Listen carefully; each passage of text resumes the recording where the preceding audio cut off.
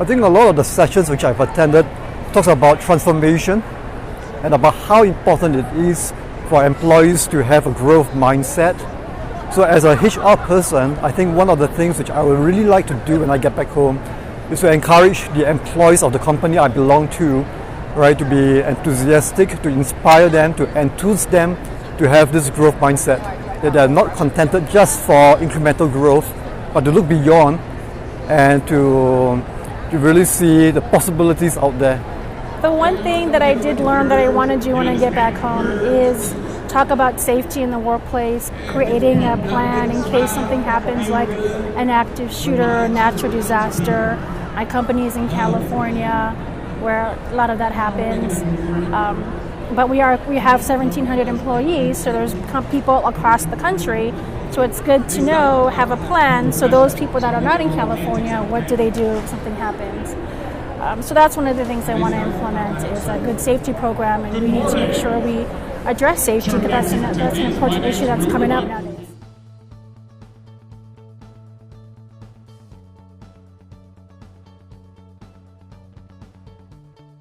Question. I'd like to go back to the theme of this conference, yes, to creating a better workplace. So, in the last 19 years since Gallup has started the engagement survey, the U.S. score has not changed much from 27 to now 33, 34. Right? And of course, the world score is a lot worse, like 16 to 15%. Japan is worse, 6%. So, we talked about disruption a lot in this conference. Yes. What are the skill gaps that you see in the current HR professional skill set and mindset? And how are we going to reskill them in terms of make a real disrupt in the real world?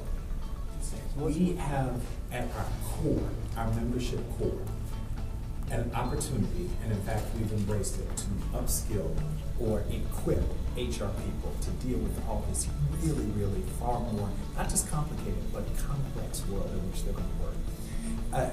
We've seen the evolution from sort of personnel to HR, and now people are talking human capital, and you're seeing people analytics, and all of this stuff, whatever the phrase and the word language you want to use.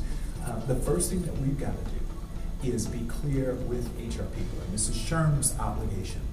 What is expected of HR in this new world of work? It's different. The job is very different. And so the type of person that you recruit, the type of person with the type of skills that you recruit is different to come into our profession. Is an HR professional. What is HR of the future? And therefore, what are the skills necessary for HR professionals of the future? Once we get that as baseline, because your point is spot on, then we've got to put together a set of education and learnings, and we're starting it right here. So you're right, 2 years ago, sir, there was no session on AI.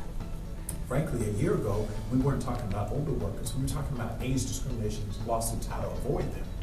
We weren't talking about how to bring older workers back into the workforce and meaningful jobs. So all of these are new because they're new and innovative approaches to solving HR and human capital needs of the future. But the biggest thing that you point out, and it's critical, is we have got to equip HR people for the new world of HR. The way that Shram does enables it to influence or at least provide insights to policymakers and therefore influence national and local policies. In other countries, HR is not that as influential, and I'm sure that Shram did not start this big. So do you have any advice for HR industries and professions in other perhaps countries on how they can have a bigger voice or amplify their message? Fabulous question. I'm going to tell you why. Let me start with, I always preface this comments too often with a very American sort of Western-centric response to everything, and that is America's all figured it out, and I'm going to tell the rest of the world how to do it. My ego isn't that big, and Sherm's ego isn't that big in HR. You know, that's just not the way we think about the world. There are a lot of learnings that we can get from the rest of the globe. I visited Japan, as you no doubt know, and there are a lot of things that you're doing well. But on the issue of influencing government, local or federal or state, the equivalent provincial government, that is something that we do better than most around the globe. So we said we've got to become and invest very heavily in the policy and advocacy see work, because that foundationally will drive CEO recognition and value, which will then give the CHRO. So foundationally, our strategy is based in policy and advocacy work. Does that make sense? So that would be the advice, is I think that if you build a strategy foundationally around policy and advocacy.